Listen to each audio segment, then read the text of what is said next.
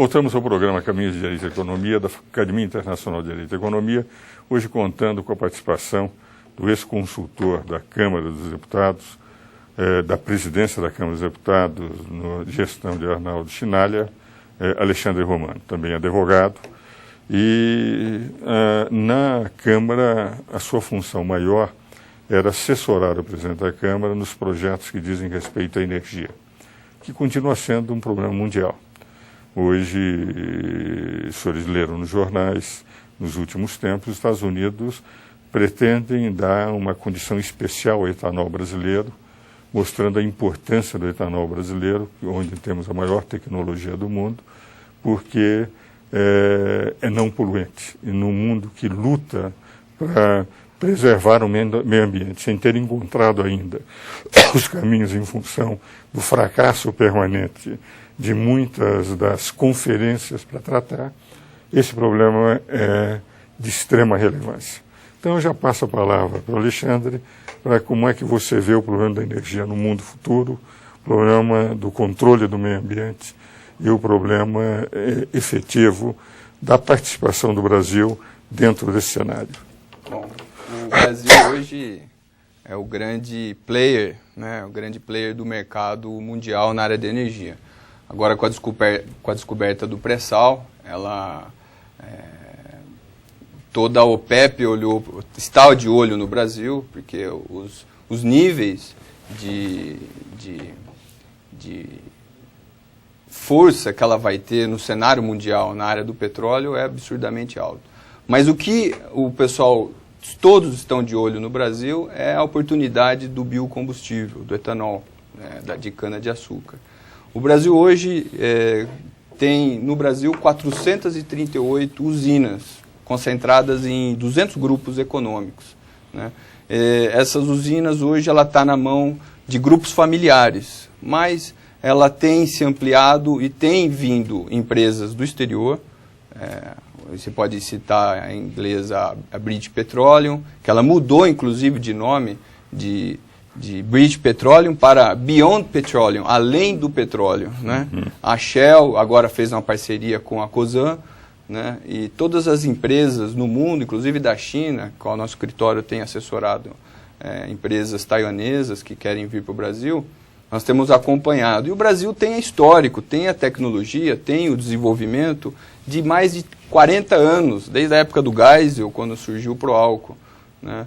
E, como o senhor bem disse, o Brasil hoje ganhou um passaporte, né? O EPA, né? O Instituto de Preservação Ambiental dos Estados Unidos, num documento, certificou o Brasil como um país que tem condições de produzir, além de produzir, produz o etanol com menos dióxido de carbono, com menos CO2, né? E que ampliou agora essa potencialidade que o Brasil... O Brasil tem terras de qualidade, chove o ano inteiro, tem luz do sol para poder produzir a cana-de-açúcar. Épocas do ano e no Nordeste e outras épocas aqui no Sudeste. Os Estados Unidos, ela tem hoje uma produção, ela é a maior produtora de etanol, produz 42 bilhões, enquanto o Brasil está nos 32 bilhões de litros de etanol, né? Mas a perspectiva dos americanos é para, em 2022, estar produzindo 138 bilhões de litros, ou seja, 4 vezes mais do que é produzido hoje. Então, para o Brasil, é um grande sinal. O Brasil tem a melhor qualidade de etanol e mais produtiva, porque o etanol do milho, que é produzido nos Estados Unidos, ela produz em 3 mil litros por hectare, né? Enquanto o de cana-de-açúcar ele produz 7 mil litros por hectare. Então ela tem uma produtividade melhor. Ou seja, além disso, o etanol da cana-de-açúcar ele é renovável, ele não tem fim, ele vai embora, ele vai crescer, ele vai produzir, né? E para exportar para os Estados Unidos, houve aí esse passaporte dos americanos. Agora a gente precisa reduzir o preço da taxa de importação dos americanos, que é de 0,56 o galão, que na realidade é 0,12 centavos de reais, 0,12, 0,15 centavos de reais acrescidos na exportação brasileira. O Brasil hoje foi o maior exportador de etanol, né? Exportou 5 bilhões de litros e o maior importador brasileiro é os americanos. Se a gente tiver, doutor, só para o senhor ter uma ideia, se a gente tiver que atender a demanda dos americanos, para a gente dobrar a capacidade brasileira, que hoje é de 32 bilhões de litros, passando para 60, nós só vamos encarecer, aliás, só vamos utilizar apenas mais 3% das áreas agriculturáveis brasileiras. Então, ela tem um mercado enorme, tem uma perspectiva, o mundo inteiro está de olho no Brasil.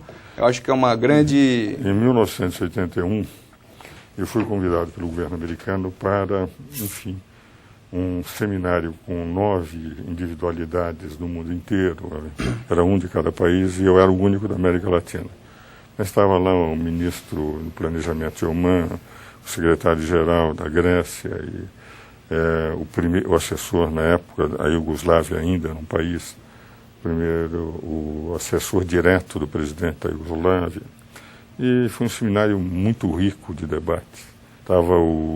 Da Índia veio o redator-chefe do Financial Times na Índia, e fizemos uma visita à Farmland, que é a maior cooperativa agrícola no estado de Kansas.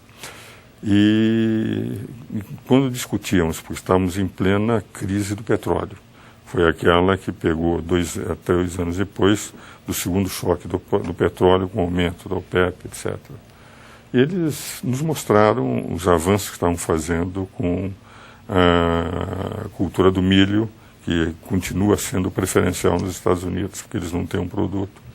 Mas todos reconheciam, inclusive o World Watch Institute, com quem nós tivemos em Washington, que entendia que a experiência brasileira era aquela que queria melhor demonstrar a potencialidade dos biocombustíveis, entende? Eles já tinham consciência que nos Estados Unidos eles precisavam e que só poderiam manter subsidiando. Porque no Brasil nós não precisamos de rigor na medida em que os preços, a economia de escala aumentar, um subsídio no nível que se tem nos Estados Unidos. Estou convencido que é a saída para o combate à poluição. E como nós temos muita terra ensolarada, como você disse, precisamos mais 3% para dobrar, o que não é nada num país como o Brasil. Nada. Nós precisamos de investimento. E está lá na Lei 9.478, de 97, no seu artigo 1º, parágrafo 10º, atrair novos investimentos na área de energia. É isso que o Brasil precisa, porque o BNDES não vai dar conta e vai ter que ter uma profissionalização do mercado.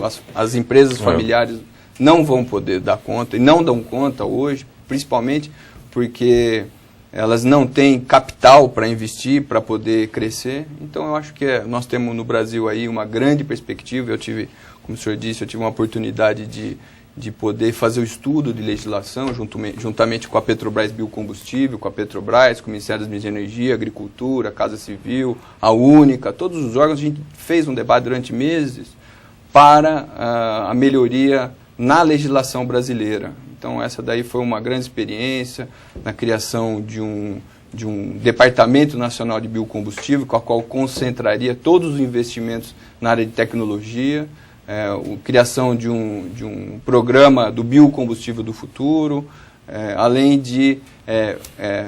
nós temos um grande problema, um grande gargalo hoje no Brasil, com relação à área social e ambiental. Na área social, ambiental é a queima da lavoura, né, doutor Ives? Então, essa queima da lavoura, na legislação a gente está prevendo que a partir de 2020 está proibido a queima, senão nós iremos caçar o alvará das empresas. Então, e na área social, a questão do emprego, dos boias frias, né? Então, esse é um grande avanço que o Brasil tem evoluído, e o Brasil hoje é o grande celeiro do mundo nessa área do biocombustível. E indiscutivelmente, hoje, ao terminar esse bloco, é de se lembrar que a população do mundo continua crescendo. Ela será um ponto de estabilidade, calculam os que são especialistas na matéria, quando chegarmos entre 8 e 10 bilhões de pessoas no mundo. Quando aí sim haverá, pelas quedas de natalidade no mundo inteiro, segundo eles, o momento de estabilidade. Mas com 6 bilhões e pouco nós continuamos a aumentar. Então a energia e a alimentação serão cada vez mais necessárias.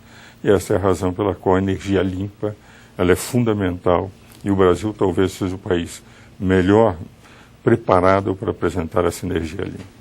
Vamos agora aos nossos comerciais. No último bloco vamos falar, como sempre falamos, só de economia, sobre essas bolhas que começam a aparecer e assustar de novo todo o mundo econômico.